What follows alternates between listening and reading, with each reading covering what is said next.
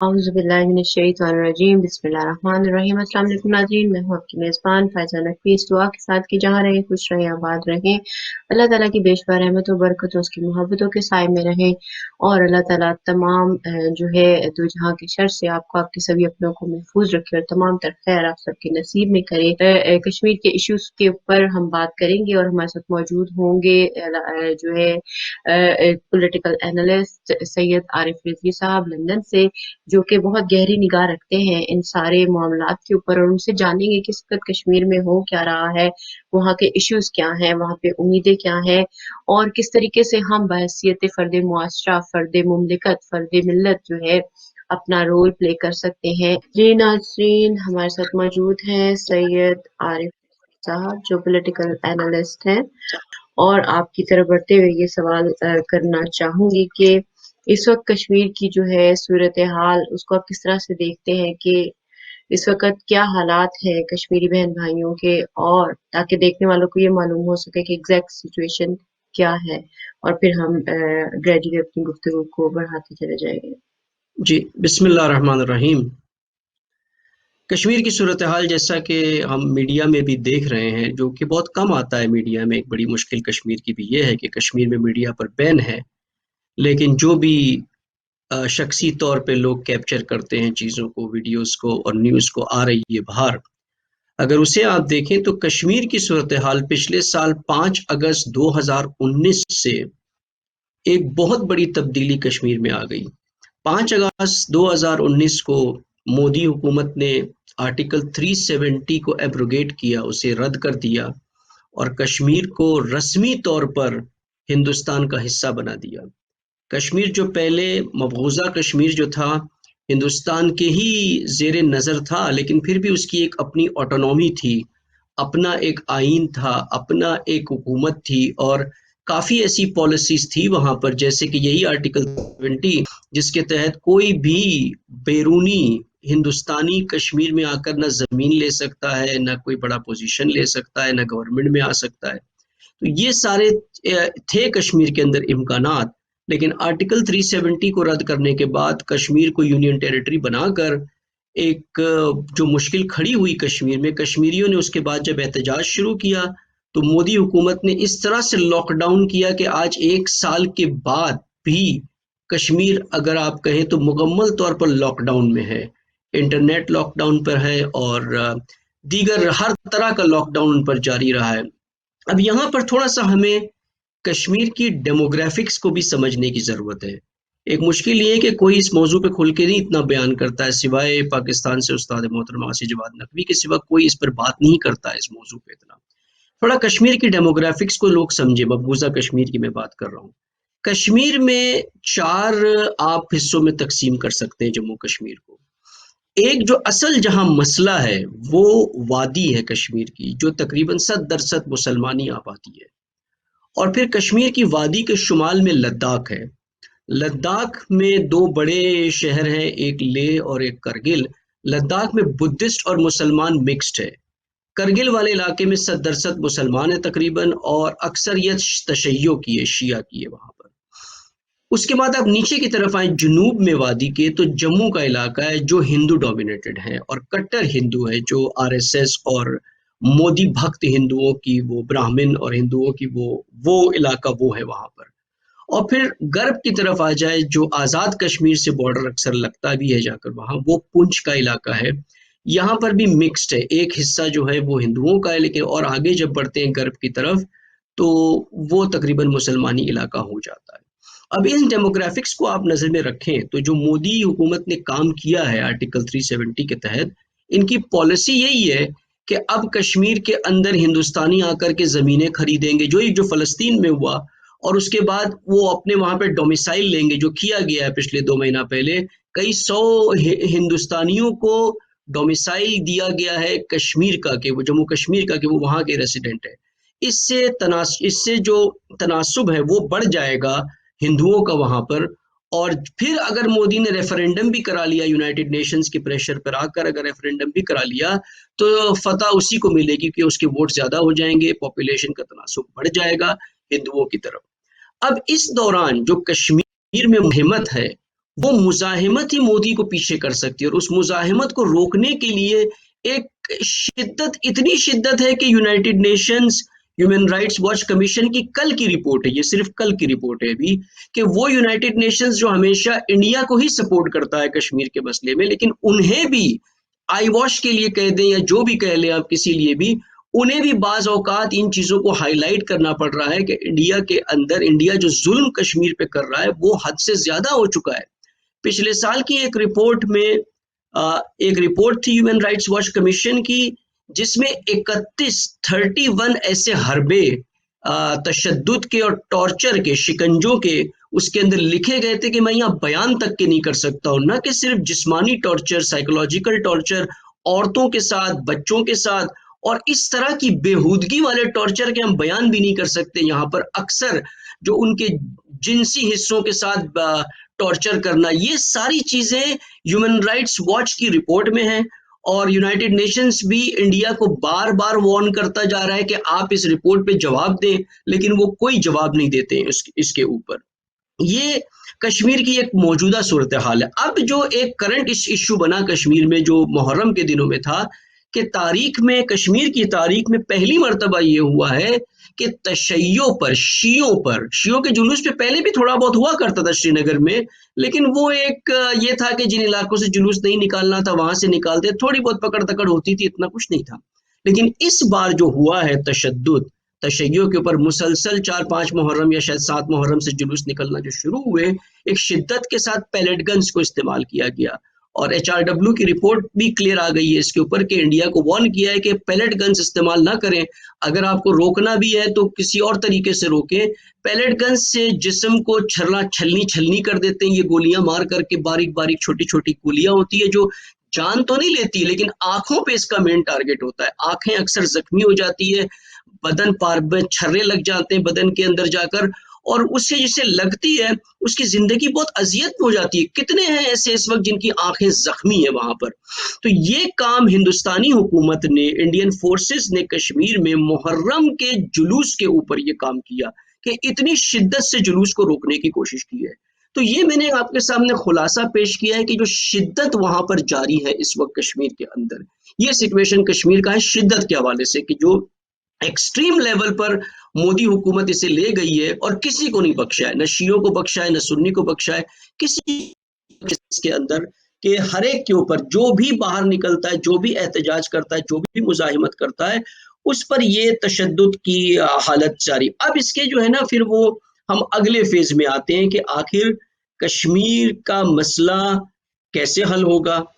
کیا اس میں امت مسلمہ کی ذمہ داری، اور کیا اس کی ویکنیسز ہے اس وقت اس مسئلے کے اندر، وہ ضعف اور وہ کمزوریاں کہاں پر ہے جس کی وجہ سے کشمیر کا مسئلہ اس حد تک کہ بڑھ گیا ہے کہ اگر فلسطین سے آپ کمپیئر کریں کشمیر کو، تو فلسطین اور کشمیر کا مسئلہ دونوں ایک ساتھ شروع ہوا ہے 1947 کے قریب، ایک ساتھ دونوں کا مسئلہ شروع ہوا ہے، لیکن پھر بھی فلسطین کے اندر ایسی مزاحمت ہے اور ایک انٹرنیشنل سپورٹ بھی ایک حد تک ہے وہاں پر، جس سے وہ عزائم جو ٹرمپ کے اور نتنیاہو کے تھے پچھلے سال، جو قرارداد کرنٹ ڈیل آف سینچری جو کرنا چاہتے تھے، وہ جس سے فلسطین کو بیچنا تھا انہیں، اربوں کے پیسوں سے فلسطین کو بیچنا تھا اسرائیل کو، وہ منصوبہ بھی ناکام ہو گیا ان کا۔ یعنی پھر بھی فلسطین اگر آپ دیکھا جائے تو ایک بہتر پوزیشن میں بنسبت کشمیر کے اندر کوئی منصوبہ، کوئی ہر چیز جو مودی چاہتا ہے وہ کر گزرتا ہے۔ ابھی 2 دن پہلے کی رپورٹ ہے کہ 7 اکتوبر کو اس کی فائنل ہیئرنگ ہے کہ کشمیر کی رسمی زبان جو وادی میں تھی وہ اردو تھی، حکومتی اداروں میں، ہر طرف اخباروں میں، نشریات میں، اب اردو زبان نیشنل زبان نہیں رہے گی۔ 7 اکتوبر کو اس کی فائنل ہیئرنگ ہے کورٹ میں، وہ پاس ہو جائے گی۔ یہی مودی کا طریقہ ہوتا ہے کہ وہ جو ارادہ کرتا ہے اسے کر گزرتا ہے، اسے روکنے والا کوئی نہیں ہوتا ہے، نہ انٹرنیشنل لیول پر نہ لوکل لیول پر کوئی اس کے اوپر نہیں ہوتا ہے، صرف کشمیری عوام ہی ہے جو مزاحمت دکھا رہی ہے، جو مبارزہ کر رہی ہے اور میدان میں ڈٹی ہوئی ہے استقامت کے ساتھ، ابھی تک تسلیم نہیں کیا ہے کشمیریوں نے اچھا یہاں پہ ہندوستانی حکومت کو، ہندوستانی جی جی یہاں پہ ایک سوال ہے کہ آپ نے کہا کہ جو ہے جس طرح UN کی رپورٹس بھی آئیں کہ کس طریقے سے تشدد ہو رہا ہے اور کس طریقے کے ٹارچرز استعمال کیے جا رہے ہیں، اور ویسے بھی سب کو معلوم ہے کہ پہلے سے ہی ڈفرینٹ جو ہے ان کے اوپر ٹارچرز ہوتے آئے ہیں جو کہ ہیومن رائٹس کی وائلیشن بھی ہے۔ کیا وجہ ہے کہ جب بات کشمیر کی ہو، فلسطین کی ہو، یا کسی اسلامک ملک کی ہو جہاں پہ ظلم ہو رہا ہو، وہاں پہ دنیا پوری خاموش ہوتی ہے، لیکن ویسے کہیں چھوٹا سا بھی مسئلہ، جب بھی جس طرح بلیک رائٹس موومنٹ بھی چل رہی تھی، ہم دیکھتے ہیں کہ ایک جو بلیک وہ بندہ تھا، اس کو انہوں نے جو ہے اس کے ساتھ ابیوز کیا، تو پوری دنیا میں جو ہے وبال مچ گیا، جو کہ اچھی بات ہے، جہاں بھی ظلم ہو اس کے خلاف ہی بولنا چاہیے۔ تو یہ دوہری پالیسی، یہ دوہرا معیار کیوں ہے آخر؟ کیا یہ جو لوگ بظاہر ہیومن رائٹس کا نام لیتے ہیں اور اپنے ساتھ بڑی بڑے لیبلز لگا رکھے ہیں، کیا یہ بھی صرف ظلم کو سپورٹ کرنے کے لیے موجود ہے ہمارے پاس، یا کہ صرف شو آف کے لیے اور اندر سے یہ سب ایک چیز ہے؟ دیکھیے جو بنیادی وجہ جو ہے نا اس کی کہ دنیا کی جو ڈویل پالیسی ہے اس وقت، وہ ایک ہی لفظ ہے، صرف اگر ایک لفظ کو آپ سمجھ جائیں وہ ہے اسلام، مسلمان۔ جہاں مسلمان اور اسلام ہوتا ہے وہاں پالیسی چینج ہو جاتی ہے۔ اس وقت دنیا کی سسٹمز جو ہے، خاص کر کے ویسٹرن سسٹمز لے لے، ایسٹرن سسٹم لے لے، جو بھی، اور حتیٰ کہ مسلمانوں کے اندر بھی عرب مملکتوں میں دیکھیں تو ان کی کلیئر کرائٹیریا یہی ہے کہ اسلام جہاں مشکل میں آتا ہے وہاں کچھ نہیں کہنا ہے، وہاں کچھ نہیں بولنا ہے۔ جہاں غیر اسلامی مشکلات ہوتی ہے، غیر اسلامی طبقہ ہوتا ہے، غیر مسلمان ہوتا ہے، وہاں ان کی پالیسی چینج جاتی ہے۔ جیسے میں نے کہا نا، اس وقت ہیومن رائٹس کے جو ادارے ہیں جو کشمیر پہ آواز تو کچھ اٹھا دیتے ہیں، ایسے ہی میڈیا میں کبھی کبھی کوئی رپورٹس دے دیتے ہیں، اس طرح کی چیزیں، کوئی وارننگ دے دیتے ہیں انڈیا کو، لیکن یہ صرف آئی واش ہے، یہ صرف دنیا کو دکھانے کے لیے کہ ٹھیک ہے ہم کشمیر کے لیے بھی کچھ کرتے ہیں، بالکل صفر نہیں ہے، لیکن اندر سے ساری پالیسیز جو ہے ان کی ٹوٹلی ایک ہے۔ جب ہندوستان نے، مودی نے کشمیر کو غصب کیا اس وقت رسمی طور پہ، اس وقت یونائٹڈ نیشنز خاموش رہا، کچھ نہیں کیا یونائٹڈ نیشنز نے، جبکہ یہ کلیئر ہے یونائٹڈ نیشنز کے ریزولوشن میں کہ کشمیروں کا حق ہے کہ ریفرینڈم ہوگا وہاں پر، وہ پلیبیسائٹ ہوگا وہاں پر، لیکن پلیبیسائٹ نہیں کیا انہوں نے، کچھ نہیں کیا یونائٹڈ نیشنز نے، بالکل خاموشی ہوتی ہے۔ تو اس کی بنیادی وجہ یہی ہے کہ یہ اسلام ہراسی ہے، اسلام فوبیا ہے، جس کی وجہ سے، اور آخر ہدف یہی ہے کہ اسلامی نظام کو بڑھنے نہ دیا جائے، کہیں پر بھی اسلام کا غلبہ نہ ہو، کہیں پر بھی مسلمان کا غلبہ نہ ہو، کیونکہ اسلام کا غلبہ یعنی لبرلزم کا خاتمہ، لبرلزم کا خاتمہ یعنی کیپٹلزم کا خاتمہ، کیپٹلزم جو پیسے بنا رہا ہے، جو لوٹ رہا ہے، دنیا کا خون چوستا ہے اس وقت، یہ نظام اسلام نہیں چلنے دے گا، اسلام کے لیے قبول نہیں ہے یہ سسٹم، اور کیپٹلزم کا طریقہ لبرلزم ہے، اور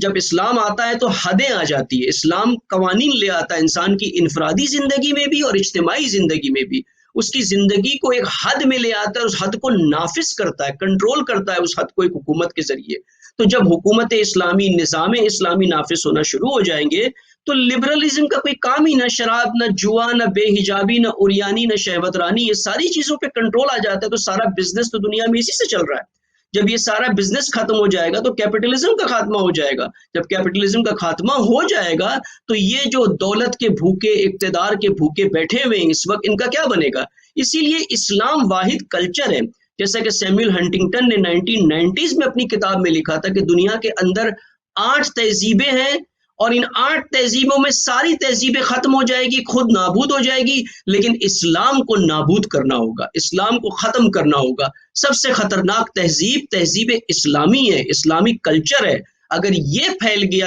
یہ بڑھ گیا، تو ویسٹ، بالخصوص نے کہا ہے American western democracy, American western capitalism, یہ نہیں ٹک سکتا اسلام کے آگے، اور یہی ان کے لیے خطرہ ہے۔ اسی لیے دنیا میں جب مسلمانوں پہ ظلم ہوتا ہے وہ کہتے ہیں ہونے دو، وہ تو خوش ہے، وہ تو اسے سپورٹ کرتے ہیں۔ کیوں مودی اتنا سینہ چوڑا کر کے، پھیلا کر کے اپنے سینے کو اتنی جرت کے ساتھ یہ سارے اقدامات کرتا ہے؟ کیوں؟ کیونکہ اس کے پیچھے یہ ساری ویسٹرن پاورز موجود ہے، ٹرمپ اس کے ساتھ ہے، نیتن یاہو اس کے ساتھ ہے، یونائٹڈ نیشنز اس کے ساتھ ہے، یہ سارے پشت پانی کرتے ہیں، اور حتیٰ کہ اب عرب مملکت اس کے ساتھ ہے، آل سعود، امارات، ان سب نے کلیئر کہا ہوا ہے کہ کشمیر کا مسئلہ ہندوستان کا داخلی پولیٹیکل مسئلہ ہے، اس کو اسلام سے کوئی، مسلمان سے کوئی ربط نہیں ہے۔ مودی کو وہ تمغے دیتے ہیں، ایوارڈ دیتے ہیں، ہانر کرتے ہیں، ان کو اس طرح سے ٹریٹ کرتے ہیں وہ مودی کو، عرب مملکتیں یہ۔ تو آپ دیکھ سکتے ہیں، تو یہاں پر ان کی ڈویل پالیسی تو نیچرل ہے، جب مسلمان بھی ساتھ نہیں ہے اور پیچھے سے اسلام کرنا چاہتے ہیں تو یہی ہونا ہے پھر۔ آپ دیکھ لیں جو نیوزی لینڈ میں جو چرچ کے اندر، جس نے، جو مسجد کے اندر جس نے حملہ کیا تھا، اب اس کو سزا کیا سنائی ہے؟ عمر قید کی سزا بیسک سی، اور اس کے اندر اس کو چھٹیاں نہیں ملے گی۔ یعنی یہ ٹریٹمنٹ کرتے ہیں ایک دہشت گرد کے ساتھ جو ایک درندوں والے کا کرتا ہے، اس کو سزا موت بھی نہیں سنا سکتے، کلیئر ان چیزوں کو سپورٹ کر رہے ہوتے ہیں، دنیا کو دکھانے کے لیے رپورٹس لے آتے ہیں کہ اس طرح سے ہو رہا ہے اور یہ پریشر اس کے اوپر بنا ہوا ہے۔ اب یہاں پر اگر کوئی سوال ہے تو ٹھیک ہے، ورنہ میں اس کو تھوڑا آگے اور پھیلا کر کے بات کروں اس کو کہ کشمیر کے مسئلے میں 8 عناصر ہیں، تقریباً 8 ایلیمنٹس ہیں۔ ان 8 ایلیمنٹس کو ہمیں سمجھنے کی ضرورت ہے کہ ان ایلیمنٹس کا کیا کردار ہے اور کیا ہونا چاہیے، اور اس میں سب سے مؤثر ایلیمنٹ کیا ہے کشمیر کے اندر، وہ عناصر کیا، وہ عنصر کیا ہے جس سے کشمیر کے مسائل حل ہو سکتے ہیں۔ یہ بہت اہم ہے، اس کو ایک طریقے سے ایک پولیٹیکل اور سوشولوجیکل جائزہ لینے کے لیے ان موضوعات کا، ورنہ بات صرف جذبات اور احساسات میں جو ہے نا وہ رہ جاتی ہے پھر۔ اچھا، یہاں پہ پھر جو ابھی تک آپ کی بات سے میں تھوڑا اخذ کر پائی ہوں یہ کہ ہم جس دنیا میں اس وقت موجود ہیں وہاں مائٹ از رائٹ کا رول چل رہا ہے، جیسے فلسطین کو پہلے غصب کیا گیا، اسی طرح اب کشمیر کی باری آ گئی، اس طرح جس ملک کا دل چاہے گا کسی بھی اسلامک ملک کو دھتکارے گا یا اس پہ جو ہے غاصبانہ جو ہے حق جتائے گا اور ان کو جو ہے ڈسپلیس کرے گا، قتل کرے گا، اور جو بھی طاقتور ہوگا، یعنی جو اس نہج پہ اگر چیزیں چلیں گی جس پہ ابھی چل رہی ہیں تو فیوچر جو ہے وہ اس طرح سے ہی محسوس ہوتا ہے کہ شاید یہی پالیسی جو ہے آگے چلتی جائے گی۔ تو اس میں جو عوام ہے یا جو ہمارے لوگ ہیں ان کو کیسا شعور درکار ہے؟ یقیناً آگے آپ شاید ان ایلیمنٹس میں انہی سولوشنز کی طرف بھی بات کریں، تو میں یہ جاننا چاہوں گی کہ اس میں ہمیں کیسا شعور اپنے بچوں کو یا اپنے جوانوں کو یا کشمیریوں کو خود رکھنے کی ضرورت ہے کہ ہم اپنا بچاؤ کر سکیں اور اپنے آپ کو اس پوزیشن میں لا سکیں کہ یہ جو مائٹ از رائٹ کا جو رول ہے اس کو ہم رد کر سکیں عملاً، اور یہ صرف وہ نہ ہو کہ جس طرح سے ابھی تک ہم زبانی کرتے آئے ہیں لیکن عملاً ہمیں ہی مار بھی کھانی پڑتی ہے، باتیں بھی سننی پڑتی ہیں، بدنامی بھی اٹھانی پڑتی ہے، اور ظالم کے ہاتھ ہی مضبوط ہوتے نظر آ رہے ہیں۔ اس پر آپ کی اوپینین چاہوں گی میں۔ دیکھیں، جب بھی ظلم ہوتا ہے نا کہیں پر، اس ظلم کے 3 رکن ہوتے ہیں۔ ایک ظالم ہوتا ہے جو ظلم کرتا ہے، ایک مظلوم ہوتا ہے جس پہ ظلم ہو رہا ہوتا ہے، لیکن ایک تیسرا ایلیمنٹ ہے بہت بڑا، وہ ہے عوام، وہ جو ظلم کو ہوتا ہوا دیکھ رہے ہوتے ہیں۔ جس دن یہ عوام حرکت میں آ جاتی ہے اور ظلم کے خلاف کھڑی ہو جاتی ہے اور مظلوم کی حمایت کرنے لگتی ہے، اس دن ظالم اپنے آپ پیچھے پش بیک ہونا شروع ہو جاتا ہے وقت، اور اسی کو مزاحمت کہتے ہیں۔ مزاحمت اسی کا نام ہے کہ آپ صرف مذمت نہ کریں، کرٹیسائز نہ کریں صرف، بلکہ مزاحمت کریں، اس کے خلاف اقدام کریں جس سے ظالم پش بیک ہو، ظالم پیچھے جائے، وہ اپنے ظلم کو روکے۔ اب اسی کش میں آپ کے سوال پہ آتا ہوں، پہلے تھوڑا سا اس بنیاد کو سمجھ لیں بات کو، تاکہ پھر وہ بچوں کے ساتھ ہمیں آگے آنے والی نسلوں کو ہم نے، کیونکہ ڈسکشن ہمارا کشمیر کے اوپر، آپ دیکھیں کشمیر کے مسئلے میں کتنے ایلیمنٹس ہیں۔ ایک، کشمیری عوام، کشمیری عوام۔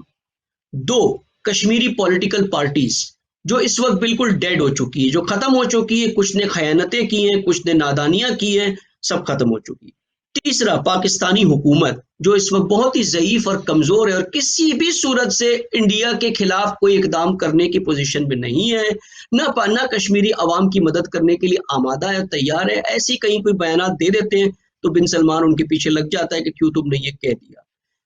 چوتھا، مسلمانی حکومتیں، یہ بالکل ہی کسی طرح سے کشمیر کے حق، حتیٰ کہ فلسطین کے حق میں نہیں ہے۔ اب امارات نے اسرائیل کے ساتھ معاہدہ کر لیا، آگے سارے عرب مملکتوں نے یہ کر دینا ہے۔ غیر عرب مملکتیں جو ہیں ساؤتھ ایسٹ ایشیا میں، جو ہے انڈونیشیا، ملیشیا وغیرہ، یہ سب لبرل ہے، ٹرکی، یہ سب لبرل ہے۔ مسلمانی حکومتوں میں ایک ہی حکومت ہے، ایران،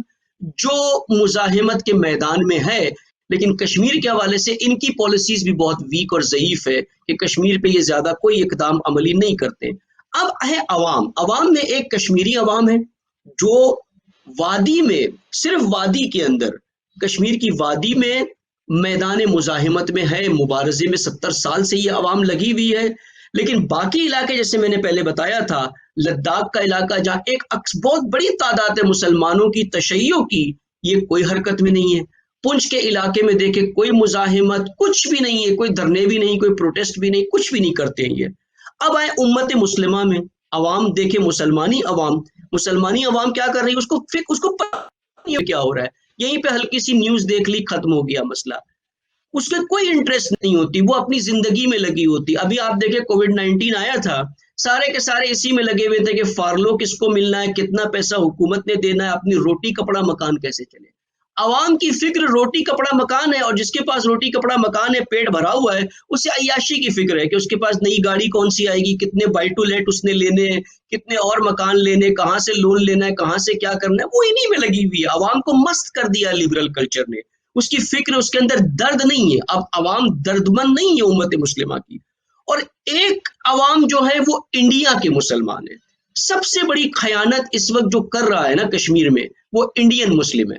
انڈین مسلم نے کبھی 70 سال میں کشمیر میں ہونے والے ظلم پر بھی آواز نہیں اٹھائی ہے۔ کشمیر کی تحریک کو تو چھوڑ ہی دیں آپ، جو ظلم ہو رہا ہے اس پر بھی یہ ایک اف تک کے نہیں کرتے۔ ابھی محرم کے ایام گزرے، آپ جا کے مطالعہ کر لیں، کتنے ایسے علماء ہیں انڈیا کے جنہوں نے کشمیر کے حوالے سے کوئی کھل کر کے ڈٹ کر کے کوئی بات کی ہو، شاید دعا کر لی ہوگی کہیں کہ کشمیر میں ظلم ہو رہا ہے عزاداروں کے اوپر، خدا ان پہ رحم کرے، خدا ان کو سلامت رکھے، بس اس طرح کی باتیں۔ کسی نے مودی کو للکارا نہیں ہے، کسی نے مودی کو چیلنج نہیں کیا ہے۔ تو اوور آل اگر آپ دیکھ لیں، پاکستانی عوام کو دیکھ لیں، ایک وقت تھا کہ کشمیر کے لیے اتنا جوش اور جذبہ تھا پاکستانی عوام کے اندر کہ پاکستانی عوام مر مٹنے کو تیار تھی کشمیریوں کے لیے، لیکن آج دیکھیں اس عوام کو کشمیر کی کوئی فکر نہیں ہے۔ تفرقے کے اندر غرق اس طرح سے کر دیا ہے، شیعہ سنی کے بیچ میں لگے ہوئے کہ اہم مسئلہ کشمیر کی عوام حل من ناصر کی صدا بلند کرتی ہے، لیکن پاکستانی عوام حکومت کو چھوڑ دے، پاکستانی عوام بھی نہیں ہے۔ تو اب جو آپ نے سوال کیا نا کہ ہماری نسلوں میں جو ہو رہا ہے دنیا میں،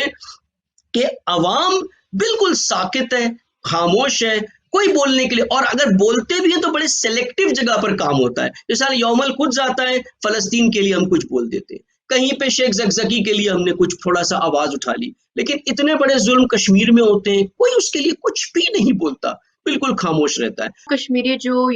ویسٹرن کنٹریز میں مقیم ہے وہ کیا رول پلے کر رہے ہیں زمن میں، اور وہ کتنا فعال کردار ادا کر رہے ہیں یا کیسا کردار ادا کر رہے ہیں زمن میں کہ کشمیریوں کے بارے میں واقعی وہ سیریسلی آواز اٹھا پا رہے ہیں؟ کچھ گروہ، کچھ پارٹیز، کچھ ادارے یو کے میں بھی ہے، یو ایس میں بھی ہے، جو کشمیریوں کی حمایت کے لیے بنے ہوئے ہیں، لیکن یہ بھی چند ایک پروٹیسٹ کر لیتے ہیں جب مسئلہ بنتا ہے، مسئلہ سیریس ہوتا ہے تو چند ایک جگہ پر احتجاج کر لیتے ہیں، لیکن کوئی اگر آپ دیکھیں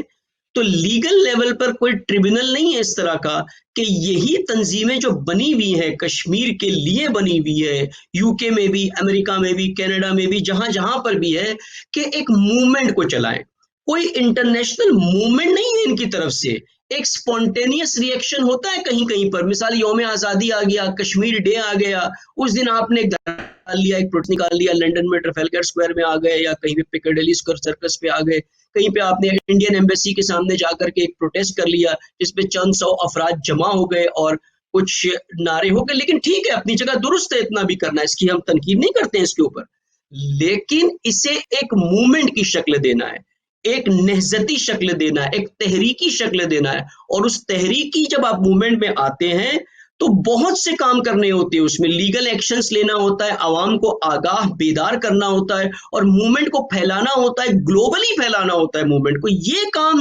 یہ تنظیمیں نہیں کر رہی ہیں، یہ کوئی تحریک نہیں چلا رہی ہے، تحریک کشمیر نہیں چلا رہی ہے کہ تحریک کے لیے کوئی کشمیر چلائے، چاہے آزادی کے لیے ہو یا کم از کم تحریک اس لیے ہو کہ حکومت ہندوستان ظلم کو روکے۔ پہلا کام یہ ہے کہ وہ ظلم کو روکے، آزادی کا مسئلہ اس کے بعد حل ہوتا ہے کہ کیسے کرنا ہے، اس کو لیگلی حل ہو سکتا ہے وہ، لیکن ظلم کو تو روکے۔ انڈیا چاہتا ہے تشدد کے ساتھ کشمیر کو دبا کے کچل کے کشمیریوں کا چاہے 100% خاتمہ کر دیں، ایک ایک کشمیری کو ختم کر دیں تاکہ کشمیر نہ کشمیری رہے نہ کشمیر کا مسئلہ رہے۔ یہاں جو انٹرنیشنل تحریک چاہیے تھی یہ ان تنظیموں نے نہیں کی ہے، بلکہ میں نے کچھ کو ریکویسٹ بھی کیا تھا کہ اس کو کریں اس کام کو، لیکن وہ خود ایک دوسرے پر ڈالتے ہیں کہ فلاں یہ کر رہا ہے نا، ہمیں کیا کرنا ہے، ہمارے پاس، ہم بہت بزی ہیں ابھی، ہمارے پاس دوسرے بہت سے کام ہے، فلسطین کا بھی مسئلہ ہے اور بحرین کا بھی مسئلہ ہے اور فلاں بھی ہے اور یہ بھی ہے، تو یہ کوئی نہیں ہے اس کے اوپر نا، کوئی تحریکی کام نہیں ہے یہاں پر ان تنظیموں کی طرف سے۔ جو بات میں پہلے کر رہا تھا نا کہ عوام،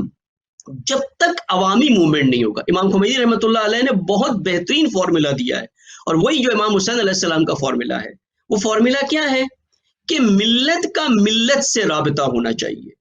حکومت کا ملت سے نہیں۔ جہاں حکومت حکومت سے بات کرتی ہے وہاں ڈپلومیسی آتی ہے، وہاں حق پرستی نہیں ہوتی ہے، وہاں حق کی بنیادوں پہ مسئلہ حل نہیں ہوتا ہے۔ جہاں حکومت ملت سے بات کرتی ہے وہاں بھی ڈپلومیسی ہوتی ہے، وہاں بھی حق پرستی نہیں ہوتی ہے۔ حق پرستی کہاں ہوتی ہے؟ جہاں درد مند عوام دوسرے مظلوم کے درد کے لیے اٹھ کھڑی ہو، عوام سے رابطہ۔ امام فرماتے تھے ہمیشہ کہ ملتوں کا ملتوں سے رابطہ ہونا چاہیے۔ کشمیری عوام کے لیے پاکستانی عوام اٹھے، کشمیری عوام کے لیے بنگلہ دیش کی عوام اٹھے، کشمیری عوام کے لیے انگلینڈ کے مسلمانی عوام اٹھے، نہ یہ لگام تنظیموں کے ہاتھ میں دے دے۔ تنظیموں نے دیکھے کشمیر میں یہی کام خراب کیا ہے، تو ان تنظیموں نے کام خراب کیا ہے کشمیر میں، کہ انہوں نے اپنی پالیسیز کو اس طرح سے بنائی، حکومت کے ساتھ کبھی ڈپلومیسی کرتے ہیں، کبھی دہشت گردوں کے ساتھ ہو جاتے ہیں، کبھی کچھ کرتے ہیں، کبھی کچھ کرتے ہیں۔ اور آج جو کشمیر 5 اگست 2019 کے بعد بھی کشمیر جو مقاومت کر رہا ہے، اس کی وجہ صرف یہی ہے کہ کشمیر کی عوام میدان میں ہے، کشمیر کے لیڈران میدان میں نہیں ہے، کشمیر کی تنظیمیں میدان میں نہیں ہے، عوام میدان میں۔ عوامی جذبہ ہے، عوامی عزم ہے، عوامی ارادہ ہے، کمیونل انٹینشن ہے۔ جب تک کمیونل انٹینشن نہیں پیدا ہوتا آپ یہ کام نہیں کر سکتے، اور یہی آپ کو آپ کی نسلوں میں پیدا کرنا ہے۔ آپ کی نسلوں کو سب سے پہلا جو کام کرنا ہے وہ اسلام ناب، خالص اسلام سے آگاہ کرنا ہے۔ خالص اسلام وہ نہیں ہے کہ جو صرف آپ کو نماز، روزہ، حج، زکوٰۃ، چند طہارت، نجاست کے امور سکھاتا ہے اور اس کے آگے کچھ نہ ہو۔ نہ، خالص اسلام، اسلام ناب وہ ہے جو سب سے پہلے آپ کو ذمہ دار بناتا ہے، ذمہ دار۔ لا دین من لا عہد لہ، یعنی دین کہتا ہے کہ جس کے پاس ذمہ داری نہیں ہو وہ دیندار نہیں ہے۔ اور آپ کی ذمہ داری کیا ہے امت مسلمہ کے لیے؟ رسول اللہ کی حدیث ہے کہ جو صبح اٹھتا ہے اور مسلمانوں کے امور کے لیے کوئی اہتمام نہ کرتا ہے، کوئی انتظام نہیں کرتا ہے، لیس بمسلم، وہ مسلمان بھی نہیں ہے۔ تو یہ چیز تو ہم اپنی تعلیمات میں سکھاتے نہیں ہیں نا، امر بالمعروف نہی عن المنکر تو ہم سکھاتے ہی نہیں ہیں۔ یہ اسلام ناب کی ترویج اور تعلیمات آپ کو نسلوں میں دینی ہوگی کہ اسلام صرف یہ نہیں ہے کہ گھر کی چار دیواری یا مسجد کی چار دیواری میں بیٹھ کر کے چند عبادتی امور انجام دے دے۔ اسلام ایک پورے ہم امت مسلمہ ایک جسم ہے، ایک پیکر ہے، ہم سب اس کا حصہ ہے۔ اگر ایک دانت میں درد ہو تو پورا جسم تڑپتا ہے۔ یہ تڑپ جب تک، یہ درد جب تک پیدا نہیں ہوگی تب تک کچھ نہیں ہوگا۔ اور یہ شعور آپ کو آپ کی اولادوں میں، آپ کی نسلوں کو دینا ہے۔ اگر آپ نے ان کو یہ صحیح اسلام کی تشخیص دے دی، پھر ان کی روحانیت، ان کو روحیہ وہ دیا کہ وہ درد مند رہے، آلودہ نہ ہو ان کی نفسیں، جو آلودگی اس وقت موجود ہے معاشرے کے اندر، اس آلودگی سے اگر آپ نے نسلوں کو بچا لیا تو یہ خالص اسلام کے اندر اتنی طاقت ہے۔ ائمہ علیہ السلام کی سیرت میں اتنی قدرت ہے، رسول اللہ صلی اللہ علیہ وسلم کی سیرت میں اتنی، سنت میں اتنی قدرت ہے، کربلا کے اندر اتنی طاقت ہے کہ وہ عوام کو نکال سکتی ہے باہر، اور یہ نہضت، یہ تحریکی عالمی تحریک بن سکتی ہے۔ اور یہ کام نسلوں کے لیے کرنا ہوگا، ورنہ دشمن ہماری نسلوں کو نابود کر دے گا۔ اسلام تو رہے گا، وہی رہ گئی رسم ازار روح بلالی نہ رہی، وہی والا حال ہو جائے گا۔ اور وہی جو اقبال نے کہا نا کہ ملا کو جو ہند میں ہے سجدے کی اجازت نہ سمجھ میں آزاد۔ سب سے پہلے اسے میں نے بتایا کہ حربہ جو ہے وہ مادہ پرستی ہے، مٹریلزم ہے، جس کی ترویج لبرلزم کرتا ہے۔ جہاں انسان کی زندگی کی جہت، مسلمان کی زندگی کی جہت، اس کا ڈائریکشن، اس کا اورینٹیشن جو اللہ کی طرف ہے، اسے خدا کی طرف جانا ہے۔ کیسے جانا ہے؟ جیسے خدا نے بتایا ہے، جیسے اللہ نے بتایا ہے ویسے اس نے اللہ کی طرف سفر کرنا ہے۔ اسے آلودہ کر دیتے، اسے مخلوط کر دیتے، مادیت کی طرف اس کی جہت کو لے جاتے، وہ مٹریلسٹک ہو جاتا ہے، اس کی زندگی کی پرائرٹیز مٹریلزم ہو جاتی ہے۔ جب پرائرٹی مادیت ہو جاتی تو جیسا آپ نے کہا کہ وہ اپنی جان کا خطرہ نہیں لیتا، کیونکہ جان اس کے لیے اپنی عزت، غیرت دینی، ان سب سے زیادہ ترجیح رکھتی ہے۔ جبکہ ایسا نہیں ہے، دین نے عزت حیات میں نہ ذلہ ہے، کہ ذلت کہیں قبول نہیں ہے۔ ایک ذلت دینی ہو، ذلت شخصی ہو، ذلت معاشری ہو، اجتماعی ہو، جو بھی ہو، قبول نہیں، لیکن اس کی ترجیحات چینج ہو جاتی ہے، اس کی پرائرٹیز لائف میں بدل جاتی ہے۔ کس نے بدلی؟ یہی دشمن نے بدلا۔ اس کو یہ جہد دے کے مادہ پرستی کی، گلیمر پیدا کر کے دنیا میں اتنا اٹریکشن۔ اب اس کے ٹولز ہیں بہت سے، میں اس پہ نہیں آتا ہوں کہ ٹولز اس کے کیا ہے، تعلیمی نظام، میڈیا، کلچر، بہت سی چیزیں، وہ الگ میں نے ڈسکشن کیے بھی ہیں کافی پچھلی گفتگو میں، محرم کے دنوں میں۔ اب ایک یہ حربہ ہے، دوسرا ایک بہت بڑا حربہ ہے جس کی وجہ سے کشمیر کا مسئلہ بھی آپ تک مشکل میں رہا ہے، وہ ہے تفرقہ۔ دشمن کا ایک بہت بڑا ہتھیار اس وقت ہے تفرقہ، کہ امت مسلمہ کو ایک نہ ہونے دو۔ اگر وہ ایک ہو جائے گی تو وہ ڈائریکشن ڈھونڈ لے گی اپنا صحیح، وہ اپنی جہت مل جائے گی. ان کو الجھائے رکھو آپسی لڑائیوں کے اندر. وہ اقبال نے کہا نا اے ابو بکر و اے پیروان ابو بکر و علی ہوشیار باش، کہ گرفتار نہ ہو اس کے اندر، ابو بکر اور علی میں گرفتار نہ ہوشیار ہو جائے. یہ دشمن تجھے لڑانا چاہتا ہے جو آج ہو رہا ہے پاکستان کے اندر. یہی تفرقہ اب پاکستانی عوام دیکھے کشمیر کو بھول گئی ہے، تفرقے میں لگی ہوئی ہے. دشمن نے پورا ایک نیٹ ورک بنایا ہے تفرقے کے لیے. ایک طرف شدت پسند گروہ بناتے ہیں وہ اسلام کے نام پر ہی. یہ ایک حربہ ہے، یہ سیکنڈ حربہ تفرقہ، کہ لڑا کے رکھو، شیعہ سنی کو الگ کرو. پھر سنیوں کے اندر تفرقہ، سنیوں کے اندر بھی بہت سے جو ہے نا اتنے تفرقے کے بھی میں اس کا ذکر نہیں کر سکتا یہاں پہ، کہ خود ان کے اندر بعض اوقات جماعت، ایک فرقہ دوسرے فرقے کے پیچھے جماعت نماز نہیں پڑھتا کہ نہیں وہ الگ ہے ہم الگ ہیں. تو یہ تفرقہ تقسیم در تقسیم، شیعوں کے اندر دیکھ لیں اس وقت کتنے ورژن بنے ہوئے، گالی، نصیری، انقلابی، غیر انقلابی، متحجر، کوئی فلاں والا، کوئی شرازی والا، کوئی ادھر والا، کوئی ادھر والا. یہ سب دشمن نے کیا ہے کام. ابھی آپ بٹ گئے نا، اب آپ سب کو ایک پلیٹ فارم پہ لانا چاہیں کہ کشمیر کے لیے آواز اٹھائیں، نہیں آتے ہیں وہ، کیونکہ ان کی فکر الگ ہو. یہ سارا کام دشمن نے کیا، تفرقہ. تیسرا حربہ جو دشمن کثرت سے اس وقت استعمال کر رہا ہے وہ اسلام ہراسی ہے. اس کی طرف مقام معظم رہبری نے بھی کچھ عرصہ پہلے بہت شدت کے ساتھ اس پر بات کی تھی کہ اس کی طرف متوجہ ہو. اسلام ہراسی، اسلامو فوبیا. ہم سمجھتے ہیں کہ اسلامو فوبیا کا اثر صرف غیر مسلمان پہ ہوتا ہے، کہ وہ متنفر ہو جاتا ہے اسلام سے، وہ اسلام کے قریب نہیں آتا، اسلام کو نفرت کی نگاہ سے دیکھتا ہے. بھلے ایسا ہے، انہوں نے جو داعش بنائی، القاعدہ بنائی، دہشت گرد بنائے، شدت پسندی کے مناظر دکھائے، ویڈیو بنا بنا کر کے نشر کی ہے اس کو، کہ کس طرح سے گردنیں کاٹی جاتی ہے، زندہ جلایا جاتا ہے. اس لیے کیا ہو گیا، اب غیر مسلمان مسلمان سے نفرت کرنے لگا کہ یہ بربرک ہے، ان کے اندر بربریت ہے. لیکن خود اندر مسلمان کے، خاص کر کے وہ جوان، وہ بچے آپ کے جو آپ کے کرنٹ ایجوکیشن سسٹم میں پڑھ رہے ہیں، ان کے اندر بھی اسلام فوبیا آ جاتا ہے. وہ بھی یہ سمجھنے لگتے ہیں بیک آف دا مائنڈ کہ واقعی ہمارا مذہب تو تلوار کے زور پہ پھیلا ہوا ہے، دیکھو یہ مسلمانی تو ہے جو یہ کام کر رہے ہیں، ہم ہی تو ہے. اور وہ ظاہراً تو آپ کے پریشر میں، فیملی پریشر میں آ کر مسلمان رہتے ہیں، پریکٹسز بھی کرتے ہیں، لیکن ان کے اندر بھی یہی ہوتا ہے کہ ہمارے دین کے اندر ایسے ایلیمنٹس بہت سے ہیں جو شدت کی طرف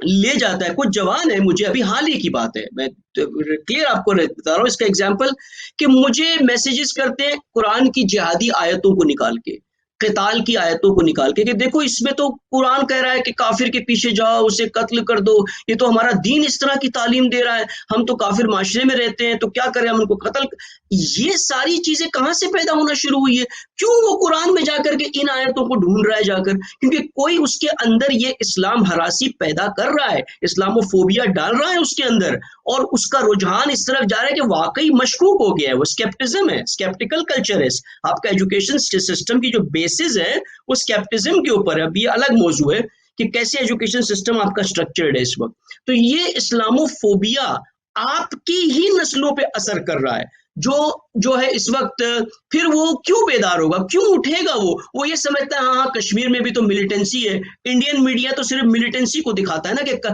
ہر دن آپ دیکھیں رپورٹ آ رہی ہے انڈیا سے، آج ہم نے 2 ملیٹنٹ کو مارا، آج ہم نے 4 کو مارا. کوئی ملیٹنٹ نہیں ہے. پاکستان اس وقت اتنا کمزور ہے کہ کوئی پاکستان کی طرف سے ملیٹنسی انفلٹریشن نہیں ہے. جو ہے بھی اندر تو کشمیری خود ہے جنہوں نے اسلحہ ہاتھ میں لے لیا ہے، کچھ کشمیری گروہ نے، جوانوں نے، عوام نے. وہ یہی ہے، یہ خواہ مخواہ کہتے ہیں پاکستان کی طرف سے آ رہا ہے. یہ اس طرح کا فضا بنا کر کے کہ لوگ یہی سمجھے، مسلمان بھی یہی سمجھے کہ یہ تو داخلی مسئلہ ہے، ٹیررزم کا مسئلہ ہے، یہ کوئی دین کے لیے، اسلام کے لیے نہیں ہے. اور شیعہ بھی کشمیر کا اب تک یہی سمجھتا آیا تھا کہ یہ کشمیر کی تحریک جو ہے نا یہ سیاسی تحریک ہے، یہ پاکستان کی تحریک ہے، اس کا کوئی انڈیا سے تعلق نہیں ہے، انڈیا ہمارے ساتھ ہے، انڈیا ہمارا ہمدرد. لیکن آج دیکھ لیا انہوں نے پچھلے 10 دنوں میں کیا ہوا کشمیری شیعوں کے ساتھ، اور الحمدللہ وہ میدان میں آ گئے، پرچم ہاتھ میں لے لیا، اور ذلت کا راستہ نہیں اختیار کیا کشمیری شیعہ نے. 70 سال کے بعد کشمیری شیعہ نے عزت کا پرچم اپنے ہاتھ میں اٹھایا، اور یہ بہت بڑی فتح اس وقت تشیع کو ملی ہے کشمیر کے اندر، بہت بڑی فتح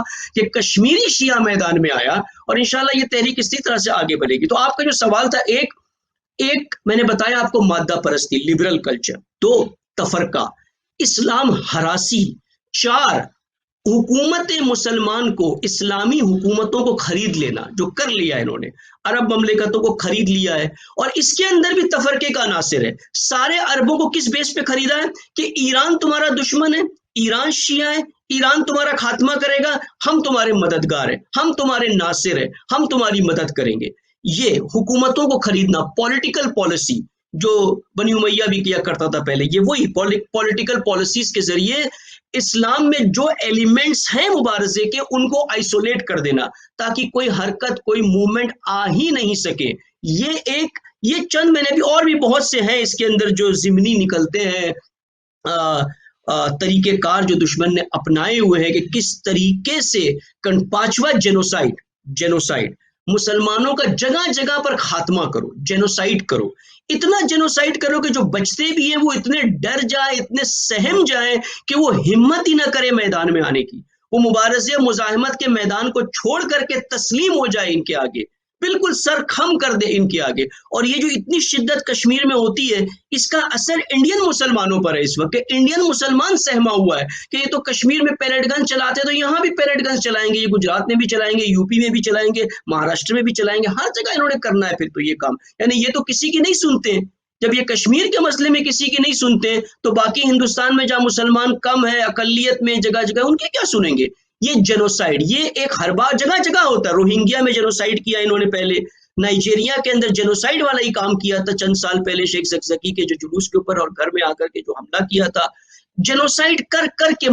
मकाम के ऊपर। अभी जो लिबनान में, वो ये भी एक जेनोसाइड ही है कि एक साथ इतने हजार लोगों को खत्म कर देना एक धमाके के साथ। इस तरह के जेनोसाइड्स के जरिए भी आप मुसलमानों को इस मैदान से बाहर कर देते हैं। वो डर जाते, सहम जाते। खौफ, दहशतगर्दी का हदफ खौफ पैदा करना होता है, मारना नहीं होता है किसी को। आप मारते एक को है लेकिन 10 को डरा देते हैं। पाकिस्तान में 30 साल पहले चंद डॉक्टर्स को टारगेट करके शहीद किया, इतने शिया डॉक्टर्स वहां से फरार होकर निकल करके वेस्ट में आ गए, क्योंकि डर, दहशत, दहशत इसी का नाम है दुश्मन। ये एक हरबा है जो, जिसे आप कह सकते हैं इंस्टीट्यूशनलाइज टेररिज्म है, जो इस वक्त दुश्मन करता है, बिल्कुल इंस्टीट्यूशनलाइज टेररिज्म, जिसके जरिए खौफ पैदा करके मुसलमानों को ही अपने मैदान से बाहर रखना। तो ये चंद हरबे मैंने आपके सामने जिक्र किए कि जो दुश्मन के इस वक्त हरबे हैं, हमें इस मैदान से मुकावमत और मुजाहिमत से बाहर रखने के। अब एक सवाल इसके बाद ये कि इसका हल क्या है। जैसे मैंने बताया, इस्लाम नाम की तरबीज और तालीम,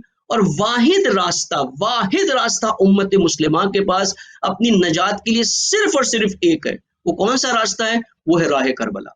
वो है राह इमाम हुसैन अलैहिस्सलाम। और राह इमाम हुसैन अलैहिस्सलाम, इमाम हुसैन की अपनी जाती राह नहीं है कि खुद किसी को इजाद दिया है, ये कुरानी रास्ता है। वो कुरानी रास्ता जो कुरान को अक्सर लोग नहीं समझ पाए, अब अब्दुल्ला ने समझा दिया कि कुरान किस तरह दीन चाह रहा है आपसे, कुरानी कदरें क्या है, कुरानी वैल्यूज क्या है, जो अब अब्दुल्ला ने अमली मैदान में आकर के बताई। इसीलिए हम कहते राह हुसैन। राह हुसैन दर हकीकत राह कुरान है, राह अंबिया है, वही रास्ता है। मुकावमत, मुजाहिमत और अकदार को बचाना, वैल्यूज को बचाना, चाहे जान देनी पड़े, चाहे असीर हो जाना पड़े, लेकिन उसका नतीजा निकलता है। 1400 साल के बाद एक इनकलाब इस्लामी आया जो इसी करबला का नतीजा था। उसका नतीजा हतमन आता है,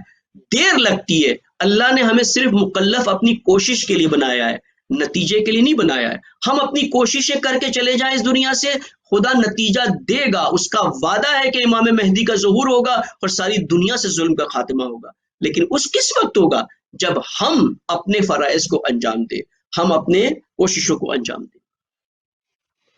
अच्छा, यहाँ एक सवाल ये भी पैदा होता है कि जब हमारे पास इतने मुसलमान ममालिक हैं, चाहे जिस भी कंडीशन में हैं, जो भी हैं, हमारे पास छोटी आर्मी हो या बड़ी आर्मी, अगर हम पाकिस्तान की आर्मी को लें या डिफरेंट और मुसलमान ममालिक की आर्मीज को लें, तो क्यों हम जो है इस तरह का रास्ता नहीं अपना सकते कि जाहिर है जब हम ये देख रहे हैं कि इंटरनेशनल लॉज जो हैं वो सिर्फ जुल्म को फेवर कर रहे हैं, वो जुबानी तो आवाज उठाते हैं लेकिन अमलन वो जालिम ही के सपोर्टर्स हैं, चाहे वो कोई भी जगह हो। तो क्यों ये लोग जो है इस तरह के इत्तेहाद कायम नहीं कर लेते, कम से कम ऐसे लोग जो हमआंगी पैदा नहीं कर लेते कि जिससे हम खुद अपने रिसोर्सेज इस्तेमाल करके अपने कश्मीरी बहन भाइयों को आजादी की तरफ ले जा सके। اس پر آپ کی کیا اوپینین ہے، اور اس پہ کیا پالیسی ہے اس وقت پاکستان کی، اور کس طرح سے آپ اس کو دیکھتے ہیں؟ اگر آپ اسپیسیفکلی پاکستان کے حوالے سے بات کریں یا انٹرنیشنل مسلمانی، تو میں نے بتا دیا آپ کو نا کہ یہ ساری تو رینٹڈ حکومتیں ہیں اور رینٹل فورسز ہیں اس وقت، یہ کسی اور کے تابع، یہ اپنی ملک کے بھی اپنی حکومت کے بھی تابع نہیں ہے، یہ کسی اور کے ہیں۔ ان کو بن سلمان کہتا ہے کہ ایک اجلاس میں نہیں جانا ہے ملیشیا، یہ نہیں جاتے، ان کی فورسز جا کر کے یمن پہ حملہ کرتی ہے۔ تو یہ تو ایک طریقے سے آپ دیکھیں تو رینٹل فورسز ہے، یہ تو ان کا اپنا کوئی اختیار ہی نہیں ہے، اور یہی راستہ ان کو چینج کرنا ہے نا، کہ اپنے اندر غیرت دینی پیدا کریں، غیرت اسلامی پیدا کریں، غیرت ملی پیدا کریں، کہ 250 ملین کی عوام مسلمان پرجذبہ دیندار اس وقت ساری دنیا میں کہتا ہوں ایران سے بھی زیادہ اگر صحیح معنوں میں دینداری یا دینی جذبہ کسی ملت میں ہے تو وہ صرف پاکستانی ملت میں اور کسی میں نہیں ہے۔ اتنا دین، جیسا بھی دین انہوں نے سمجھا ہے، چاہے رسوماتی ہو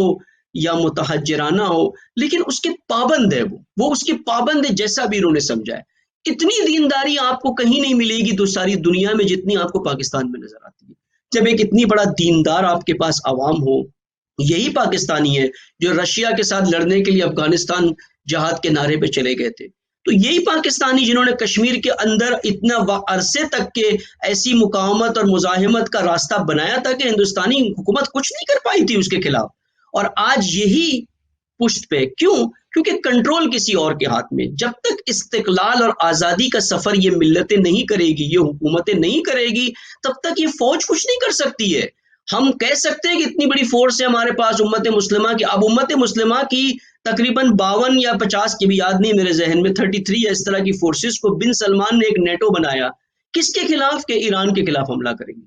ایران کے خلاف حملہ کرنے کے لیے فورسز کو خرید لیا، لیکن کشمیر کی آزادی کے لیے فورسز کچھ نہیں کر سکتی ہے، کیونکہ یہ کسی اور کے امر پہ کام ہو رہا ہے، یہ اپنی مرضی نہیں ہے، ان کا اپنا ارادہ نہیں ہے، کسی اور نے کہا یہ کام کرے، پیچھے سے امریکہ نے کہا یہ کام کرے، وہ ویسٹرن جو لابیز ہیں پیچھے سے وہ ان سے یہ کام، یہ ان کا اپنا اختیار ہی نہیں ہے، یہ ان کے اندر استقلال نہیں ہے، یہ آزاد نہیں ہے، یہ محکوم ہے،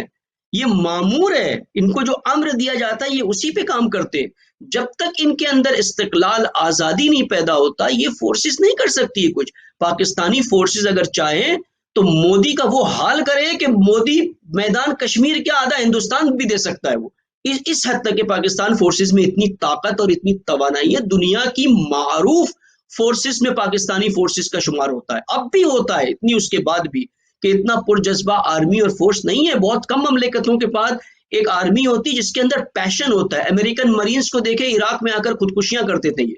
تو یہ ایک ایلیمنٹ بہت پاورفل ہے، لیکن پیچھے سے کنٹرول ہے، وہ رسیاں وہ دھاگے جب تک نہیں کٹیں گے، جن کو دوست بنایا ہوا ان کی دوستیوں کو ترک نہیں کریں گے، اور جو حقیقی دوست ہو سکتے ہیں تمہارے جیسے ایران، جب تک ہاتھ نہیں جوڑیں گے یہ نہیں ہو سکتا ہے یہ کام یہاں پر کہ یہ فورسز کوئی اقدام یہاں پر کر سکے۔ اسی طرح گلوبل ڈائنامک سچویشن بھی اتنا اس طرح سے ہو چکا ہے کہ جو کر سکتے ہیں، جیسے ایران بہت کچھ کر سکتا ہے کشمیر کے لیے، لیکن ایران کی اپنی سینکشنز اور اپنی مشکلات اور انڈیا کے ساتھ کچھ بزنس تعلقات میں ایران ایڈمنسٹریشن اس کو پیچھے کر دیتا ہے۔ مقام معظم رہبری بعض اوقات کہتے جاتے ہیں کہ ہمیں کشمیر پہ اقدام کرنا چاہیے، لیکن عملی نہیں ہو پاتا ہے وہاں سے بھی، کیونکہ وہ دوسرے مسائل ہیں ان کے، سینکشنز کے، ٹریڈنگ کے، بزنس کے، یہ ساری چیزیں ان کو پش بیک کرتا ہے۔ تو ایک گلوبل سچویشن اس طرح سے بنا ہوا ہے کہ استقلال اور آزادی حکومتوں کی محدود ہو گئی ہے، اس لیے وہ خود فیصلہ نہیں کر سکتی ہے، خود مختار نہیں ہے کہ اپنے اختیار میں ہو کہ وہ فیصلے کر سکے۔ اگر یہ ان کے اندر آ جائے عنصر تو کشمیر کا مسئلہ حل ہو سکتا ہے۔ تو اس پہ ترکی کی طرف بھی بڑے لوگ امید رکھتے ہیں کہ شاید وہ کچھ ایسا کر جائے گا کہ شاید وہ آگے میدان میں آئے اور اس ضمن میں جو ہے شاید جو کشمیریوں کی زیادہ سپورٹ بن سکے۔ اس کو آپ کس طریقے سے دیکھتے ہیں کہ دیکھیں ترکی یعنی اردوغان،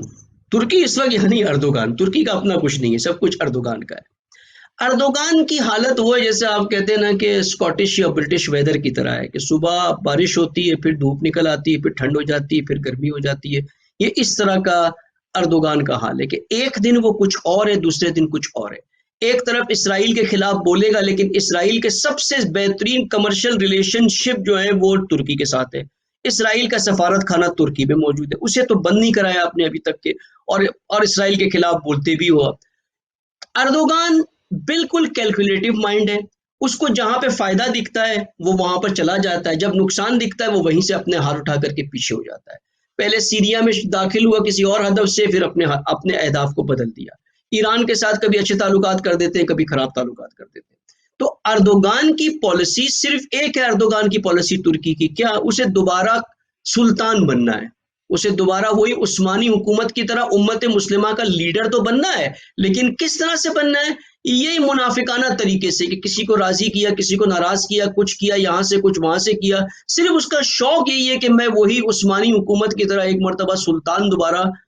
بن جاؤں۔ لیکن کوئی وہ درد مند نہیں ہے کہ درد اور کے ساتھ کوئی کام کرتا ہو کسی کے لیے نا، ورنہ بہت کچھ کر سکتے، کبھی کبھار ایک سٹیٹمنٹ دے دینا، اس سٹیٹمنٹ کے بعد عملی طور پہ آپ نے کیا اقدامات کیے؟ کوئی بھی اقدامات نہیں ہے اس طریقے سے۔ اس سے ترکی کا کوئی آپ ریلائی نہیں کر سکتے، ترکی پر اعتماد ہی نہیں کر سکتے کہ اس نے آج جو کہا ہے وہ کل اپنے بات پر ثابت قدم رہے گا یا نہیں رہے گا، وہ فوراً پلٹ جائے گا اگلے دن۔ تو یہ ریلائبل نہیں ہے ترکی کا۔ ابھی وہ جو ایک آپ کا چل رہا ہے معروف ارطغرل غازی سیریل، یہ اردوغان کے شوق ہے کہ اس طرح کا سیریل بنا کر کے پاکستان میں بھی ڈب کرا کر کے پاکستانی عوام کو بھی اس کا دیوانہ بنا دیا ہے۔ کیا ہے ارطغرل غازی؟ یہی عثمانی حکومت، اپنی حکومت کے لیے ایک فضا اور ذہنی آمادگی کرنا لوگوں میں کہ ہماری حکومت کو قبول کرے، تسلیم کرے امت مسلمہ کے، ترکی ہی جو ہے وہ لیڈر ہے امت مسلمہ کا یہاں پر۔ اسی لیے بن سلمان اور آل سعود کے خلاف ہوتا ہے کہ آل سعود بھی دعوے دار ہے کہ امت مسلمہ کی لیڈر قیادت ہمارے پاس ہے۔ یہ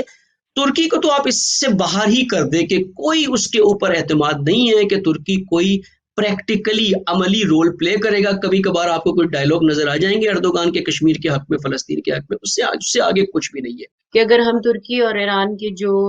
سٹانس ہیں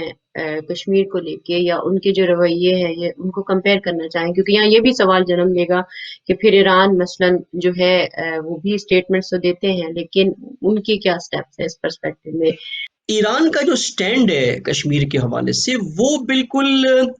کلیئر ہے، اس کے اندر کوئی تبدیلی نہیں ہے۔ اس سٹینڈ کے اندر وہ اپنے موقف پر 70 سال سے جو بھی موقف رہا ایران کے انقلاب کے بعد، بالخصوص 40 سال سے وہ اپنے موقف پر قائم و دائم ہے، جو امام خمینی رحمۃ اللہ علیہ کا موقف تھا کہ کشمیر اور فلسطین ایک ہی مسئلہ ہے،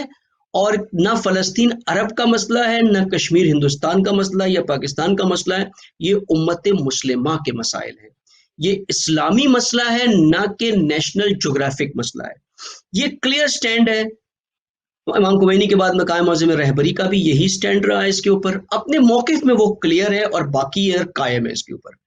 عملی انہوں نے کیا کیا اس کے لیے ایران نے؟ عملی ایران نے جتنی مدد فلسطین کے لیے کی ہے، جتنی سپورٹ فلسطین کے لیے کیا ہے، اس کے مقابل دیکھا جائے تو کشمیر کے لیے ایران نے صرف اتنا کیا ہے کہ ایک انقلاب اسلامی کی فکر وہاں کسی طرح سے پھیلی ہے، جسے سنی نے بھی قبول کیا ہے، شیعہ نے بھی قبول کیا ہے، جو باعث بنتی ہے ان کو میدان میں لانے کے لیے۔ ایک موٹیویشن، ایک آئیڈیولوجیکل موٹیویشن ایران نے دیا ہے کشمیر کو، اس میں کوئی شک نہیں ہے کہ آج بھی رہبر کے نعرے ہوتے ہیں، سنیوں کے ہاتھوں میں بھی امام خمینی کی تصویریں ہوتی ہیں، تو یہ موٹیویشن ہے، انسپریشن ہے اسلامک ریولوشن کا۔ لیکن اس سے ہٹ کے پریکٹیکلی آیا کشمیروں کی کہیں مالی مدد کی ہو یا کوئی اور طریقے سے مدد کی ہو، ان کو گائیڈ لائنز دی ہو، ان کو اسٹریٹجی بتائی ہو؟ کچھ بھی نہیں ایران نے اس کے اوپر کیا ہوا ہے۔ مقام معظم رہبر کی آرزو بہت ہوتی ہے کہ اس پہ کچھ کیا جائے، لیکن ایرانین ایڈمنسٹریشن اس کو عملی نہیں کر پاتا۔ کیوں؟ کیونکہ اس وقت سینکشنز کے بعد جو سخت سینکشنز ہیں، چند مملکتیں جو ایران سے آئل لیتے ہیں، چند مملکتیں جو ایران سے کمرشل کام کر رہے ہیں، اس میں ایک انڈیا ہے، اور انڈیا کو ریلیکسیشن امریکہ نے اسی لیے دیا تھا سینکشنز میں کہ ایران اور انڈیا کے تعلقات نہیں خراب ہونے چاہیے۔ اگر ایران اور انڈیا کے تعلقات خراب ہوتے ہیں تو ایران ایگریسولی کشمیر کے مسئلے میں وارد ہو جائے گا، اس لیے ایک طریقے سے ان کو ایک بینیفٹ دکھا کر کے یہاں پہ انڈیا کے ساتھ پش بیک کیا ہے، اور یہ اصل مسئلہ ایران کا اس کی ہے۔ ایران کے اندر ایک چیز کو سمجھنے کی ہمیں ضرورت ہے جس میں ہم اکثر کنفیوز ہو جاتے ہیں۔ ایران میں دو سسٹمز ہیں، ایک سسٹم ولایت ہے جو انقلاب اسلامی کا نظام ہے، جس کی رہبری قیادت میں قائم معظم رہبری کے ہاتھ میں ہے، جو ٹاپ پر سسٹم ہے، لیکن اس کے نیچے ایک جمہوری سسٹم ہے۔ ایک ڈیموکریٹک سسٹم اس کے نیچے ہے جو اس کے زیر نظر ہوتا ہے, اس کے کافی کنٹرول ہے, اس کے اوپر پورا مکمل کنٹرول ہے, لیکن پریکٹیکلی وہ کنٹرول نہیں ہو پاتے. کہ جمہوری سسٹم اتنا اسٹرانگ بن جاتا ہے نیچے کہ وہ ملکی مفاد کے لیے جو آئیڈیالوجیکل مفاد ہے, جو آئیڈیالوجیکل کام ہے, ملکی مفاد کو آئیڈیالوجیکل جو کام ہے اس کے اوپر ترجیح دیتے ہیں. وہ ایک خطا اور خطر کا راستہ, جو اب عبداللہ نے کہا نا کہ پھر خطرے نہیں لیتے ہیں, خطا کر جاتے ہیں. یہ ایڈمنسٹریشن کرتا ہے, اور ایڈمنسٹریشن پھر اتنا پریشر ڈال دیتا ہے اوپر کہ دوسرے مسائل جو انٹرنیشنل ہوتے ہیں, فلسطین, لبنان, یمن, سیریا, عراق, یہ ساری چیزیں یہ پرائرٹی میں آ جاتی ہیں. اور کشمیر جیسے مسائل کو کہتے ہیں ایک طرف ہمارے وہاں پر مفادات بھی ہیں انڈیا کے ساتھ, اور دوسرے طرف ہم آئیڈیالوجیکلی اتنے فرنٹ پہ تو اب لڑ رہے ہیں, اب ایک محاذ اور کھول دیں وہاں پر. تو یہ پھر وہ محاسبت کرتے ہیں, اور وہ محاسبت میں پھر کشمیر جو ہے وہ ڈی پرائرٹائز ہو کر کے پیچھے ہو جاتا ہے. لیکن یہاں پر ایک اور ضعف ہے ایران کے اندر, جو میں کلیئر کہوں گا یہاں پہ, یہ اگر میسج پہنچ جائے تو بہت بہتر ہے. یہ ہے حوض علمیہ. حوض علمیہ جو ہے چلے ٹھیک ہے, ایک ایڈمنسٹریشن کشمیر کے لیے کچھ نہیں کر سکتا, لیکن حوض علمیہ کا تو کام ہے کہ کشمیر کے لیے بہت ایک شدت کے ساتھ آواز اٹھائے, کیونکہ طالب علم بہرحال انڈین طلاب وہاں پر ہیں, ان کو اس موضوع پہ کلیئر کرے, ان کے وظیفے ان کو بتائیں, ان کی ذمہ داریوں کی ان کو تعلیمات دے کہ ان کو جا کر کے کشمیر کے مسائل پہ کیا کرنا ہے, نہ صرف کشمیری طلاب کو بلکہ انڈین شیعہ طلاب کو بھی. لیکن یہ کام بھی حوض علمیہ کے اندر نہیں ہو پاتا ہے وہاں پر, جس کی جو بھی وجوہات ہو, وہاں یہ کام بھی نہیں ہوتا کہ کشمیر کے لیے ایک دینی محاذ کھلے, ایک ریلیجس پلیٹ فارم کھلے, آئیڈیالوجیکل پلیٹ فارم کھلے, جہاں سے ایک آئیڈیالوجیکل گائیڈنس کشمیریوں کو بھی ملے. صرف جیسا میں نے پہلے کہا تھا ابتدا میں کہ صرف واحد شخصیت جس نے کھل کر کے کشمیر کے مسئلے پر مسلسل تقریباً ہر ہفتے, ہر 2 ہفتے میں ایک مرتبہ یہ ہوتا ہے جمعہ کے خطبے میں, کہ کشمیریوں کو کلیئر آئیڈیالوجیکل گائیڈنس کہ ان کو کیا سٹیپ لینا چاہیے, کس راستے پر چلنا چاہیے, کن راہوں کو ترک کرنا چاہیے, کن راہوں پہ آنا چاہیے, کیسے ان کو نجات ملے گی, ان کے اندر امید پیدا کرنا. وہ وہی ہے حجت الاسلام آغا سید جواد نقوی حافظ اللہ علی, جو پاکستان سے یہ کام کر رہے ہیں وہاں پر, کہ کم از کم کشمیریوں کی امید ہے. اور جب آپ دیکھ سکتے ہیں کہ جو کشمیری میدان میں نکلا ہے 7 محرم 10 محرم کو, اس کے نعرے کیا تھے, اس کے نعروں میں 2 ہی شخصیت کے نام تھے, ایک مقام معظم رہبری اور ایک استاد محترم. تو انہیں بھی احساس ہو گیا ہے کہ ہماری رہنمائی صرف 2 ہی سورس سے آتی ہے, ایک شخصی طور پہ رہبر سے آتی ہے, اور ایک جو ہے وہ استاد محترم آغا سید جواد نقوی کی طرف سے آتی ہے. اور کوئی نہیں ہے امت مسلمہ میں, حوض علمیہ میں, جو کشمیریوں کو گائیڈ کر رہا ہو اس وقت. یہ کام بھی نہیں ہو رہا ہے ایران سے کہ جو ہونا چاہیے. اس میں تو کوئی مشکل نہیں ہے, اس میں تو کوئی مفادات نہیں ہے, لیکن پھر بھی اس کام کے اندر جو ہے نا وہ بھی موانع ہے. اللہ بہتر جانتا ہے کیا ان کی مشکلات ہیں حوض علمیہ کے اندر, کے اس فرنٹ کو بھی وہ نہیں کھولتے ہیں انڈیا کے سامنے. جبکہ اب تو انڈیا سے تعلقات اور بھی خراب ہو گئے, جب سے انڈیا نے چائنا کے ساتھ, ایران نے چائنا کے ساتھ تعلقات اچھے کر لیے اپنے, اور ڈیل بنا دی ہے. تو انڈیا نے چابہار پورٹ کا بھی پروجیکٹ کینسل کر دیا ہے, آئل کا بھی بالکل کٹ ڈاؤن کر دیا ہے پرچیز کرنا. تو اب تو میدان کھل گیا ہے, اب تو انڈیا کے ساتھ کوئی مفادات بھی آپ کے اتنے نہیں ہیں, اب آ سکتے ہیں میدان میں. بہرحال اللہ بہتر جانتا ہے اس کے اوپر کہ وہ کیا کریں گے, لیکن امید بہرحال ہمارا نقطۂ مرکز جو ہے وہ مقام معظم رہبری ہے, اور ان کی طرف سے کلیئر امر ہے. انہوں نے پچھلے سال یہ بھی کہا تھا, ایک ہفتے میں 3 مرتبہ انہوں نے کہا تھا کہ کشمیر پہ, اپنی جوڈیشری سے کہا تھا کہ آپ کشمیر پہ انٹرنیشنل کیس کریں انڈیا کے اوپر کشمیر کے حوالے سے. اور انڈیا نے پھر ایران کے سفیر کو سمن کیا, ہر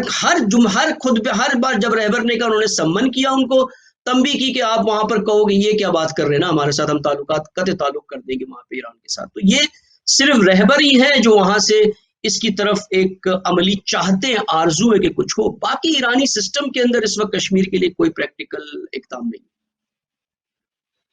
اچھا, تو یہاں پہ ایک سوال یہ بھی ہے کہ جب ہم اختتام کی طرف بھی بڑھ رہے ہیں, تو میں تھوڑا سا یہ چاہوں گی کہ جس طرح بھی آپ نے کہا کہ سمن, لیگل سمن جو ہے مثلاً ایرانی گورنمنٹ نے بھیجے,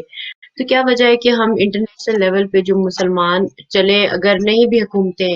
اس قابل, تو جو عوامی لیول پہ جو لوگ ہیں جو ان لیگل ایشوز کو ان ڈیپتھ سمجھتے ہیں, وہ ایک اچھا آرگنائزڈ وے سے جو ہے اپنے جو انٹرنیشنل کورٹ آف جسٹس ہے وہاں تک آواز پہنچائیں, کہ اس کو لیگل فورمز پہ ہائی لائٹ کیا جائے پراپر طریقے سے, اور اس کے علاوہ یہ کہ کیا امیدیں ہیں کشمیریوں کے لیے، اور اس وقت جو ہے بہت کیا ضرورت ہے، کیا تکالیف ہے ان کی، تاکہ جو سننے والوں کو معلوم ہو چلے کہ اس وقت جو کشمیری بہن بھائی ہیں وہ کس اذیت اور تکلیف میں ہیں۔ اور اس کو میں چاہوں گی کہ آپ ایک کنکلوسیو اس میں بیان فرمائیں، تاکہ جی سننے والوں کو یہ بھی پتہ چلے دیکھیے کشمیریوں کے انٹرنیشنل پاس فورم، امید کیا ہے۔ جی انٹرنیشنل فورم پر اگر آپ دیکھیں نا تو ایک مشکل ہے انٹرنیشنل فورم پہ امت مسلمہ کی، وہ یہ ہے کہ ہماری اسے امیر المومنین فرماتے ہیں نا کہ اکثریت کی عقل جو ہوتی ہے وہ ان کی نظر میں ہوتی ہے، کہ وہ جو آنکھوں سے دیکھتے ہیں اسی پہ یقین کرتے ہیں۔ تو آنکھوں سے کیا دیکھتا ہے انسان ان مسئلے میں؟ میڈیا کو دیکھتا ہے، اور یہ مودی نے کام کیا ہے کہ میڈیا پہ پورا کنٹرول رکھا ہے۔ کشمیر میں جرنلسٹ اس وقت زندانوں کے اندر ہے، اسیر ہے، بہت سی نیوز ایجنسیز کے اوپر پابندیاں لگ گئی ہے، فیس بک پر پوسٹ کرنے والی جرنلسٹ کو اس میں بہت سی خواتین بھی ہیں جن کے اوپر ایف آئی آر کٹے ہوئے ہیں، جن کو حراست میں لیا گیا ہے، ٹارچر کیا گیا ہے۔ تو میڈیا میں جو انفارمیشن کشمیر کا آتا ہے وہ بہت کم نشر ہو رہا ہے اس وقت۔ یہ ایک پہلا کام ہے جو آپ جو چینلز چلاتے ہیں، آپ لوگ جو ٹی وی چینلز کو آپریٹ کرتے ہیں، کہ آپ کا یہ کام ہے کہ جو بھی انفارمیشن آ رہا ہے کشمیر سے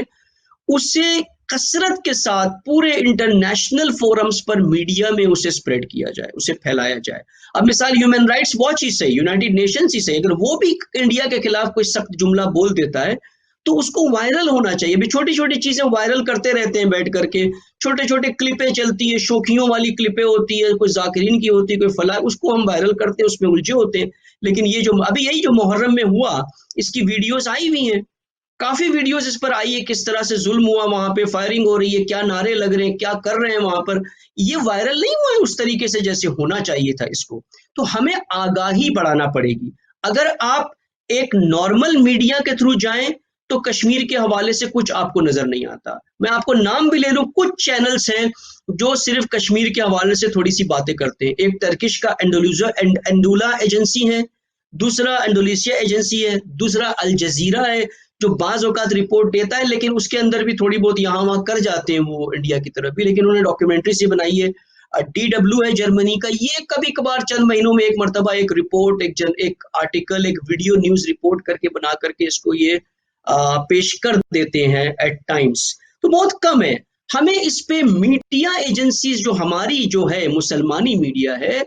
اس موضوع کو بہت سیریسلی لینا چاہیے کہ جو کم از کم کشمیر میں ہو رہا ہے اس کا پس منظر کیا ہے، وہاں کی جو ابھی جیسے میں نے بتایا نا، ابھی اردو پہ 7 اکتوبر کو ڈیسیشن ہوگا، اردو ختم ہو جائے گا۔ کس نے اس پہ بات کی؟ صرف ایک آغاز یہ جواد نقوی نے اپنے خطبے میں جمعہ میں کہا ہے، جبکہ یہ نیوز جمعرات کو نکل چکی تھی، یہ نیوز ایک اپیل ہو چکی ہے، کورٹ میں ایکسیپٹ کیا گیا ہے، 7 اکتوبر کو اس کی فائنل اپیل ہے۔ کوئی اس کے اوپر یہ اردو دشمنی نہیں ہے، یہ مسلمان دشمنی کی، اردو مسلمانوں کی زبان ہے، یہ مسلمان دشمنی ہے میں یہ سارا کام ہو رہا ہے۔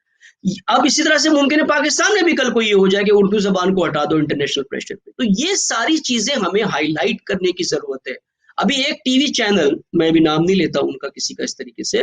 لیکن ان سے ہم نے کہا، میں نے خود ریکویسٹ ان کو پرسنلی بھیجی کہ آپ ایک کشمیر کے حوالے سے جو ہو رہا ہے یا پاکستان میں جو تفرقہ ہو رہا ہے اس پہ کوئی پولیٹیکل سیشنز کریں، کہ وہ کرتے رہتے ہیں پولیٹیکل سیشن۔ ان کا جواب یہ تھا کہ یہ 2 مہینے میں ہم صرف عزاداری کے سوا کچھ نہیں کرتے، ہم کوئی سیاسی بات نہیں کرتے اپنے چینل کے اوپر سے۔ تو جب یہ تفکر ہمارے میڈیا چینلز کا ہو کہ اب عبداللہ کا قیام جو سیاسی قیام تھا، وقت کے حکومت کے خلاف تھا، یزید جو حاکم تھا اس کے خلاف تھا، ایک پولیٹیکل موومنٹ تھا، ہم سیاست کی بات اپنے دور کے یزیدوں کے بارے میں نہیں کرنے کو تیار، تو پھر کیا توقعات رکھتے ہیں ہم کہ انٹرنیشنل فورم کے اوپر کشمیر کے لیے آواز اٹھے گی؟ جب ہم خود اندر مسلمان اپنے میڈیا پہ اسے نشر نہیں کرنا چاہتے۔ پہلا کام ہم یہ کریں کہ اپنے گھر کی صفائی کریں، اب ہم اس کو شروع کریں آگے لانا، باہر اس باتوں کو کرنا، اس کو نشر کرنا، اس کو سپریڈ کرنا جتنا ہو سکے، جس کثرت سے ہو سکے، تاکہ آگاہی بڑھے لوگوں کی۔ جب وہ دیکھیں گے ان چیزوں کو، آگاہی بڑھے گی، تب میدان میں آئیں گے اقدام کرنے کے لیے۔ فلسطین کے لیے آگاہی بڑھی، اسی لیے لوگ اتنے میدان میں آ گئے۔ کشمیر کے لیے آگاہی، اویئرنیس نہیں ہے۔ جو بھی محدود انفارمیشن آتا ہے، اللہ کا کرم ہے، نکل آتا ہے کچھ نہ کچھ، خدا اپنے راستے بنا لیتا ہے ان مظلوموں کی آواز کو باہر نکالنے کے لیے، تو آ جاتا ہے۔ دوسرا سوال آپ کا، کشمیروں کے لیے کیا امید ہے؟ میں کہوں گا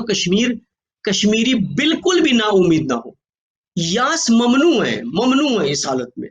بالکل نا امید نہ ہو۔ جس مزاحمت کے راستے پر وہ ہے، جس مقاومت کے راستے میں ہے، اب الحمدللہ شیعہ بھی ان کے ساتھ ہے، تو یہ حتماً اللہ کا وعدہ ہے، اللہ کا وعدہ ہے کہ مستضعفین کو ہم امام بنائیں گے، مستضعفین کی امامت ہوگی، مستضعفین کا غلبہ ہوگا۔ کم من قلیل، اللہ کہتا ہے قلیل گیروں کو ہم نے فتح دی ہے، کثیر اکثریت، جالوت جیسے اس وقت کے سپر پاور کے اوپر، طالوت جیسے ایک چرواہے کی قیادت کے اندر اللہ جب ایک قلیل گروہ کو داؤد کے ایک پتھر سے جالوت کو نابود کر کے حضرت سلیمان کی عالمی حکومت کا سبب جب وہ بن سکتا ہے ایک پتھر، تو کشمیریوں کے ایک نہیں کئی پتھر ہیں، ان چھوٹے چھوٹے داؤد کے سیرت داؤدی پہ چلنے والے ان کشمیری جوانوں کے ہاتھوں میں جو پتھر ہے، اس میں اتنی طاقت ہے کہ اس جالوت کو نابود کر سکے اور اپنا استقلال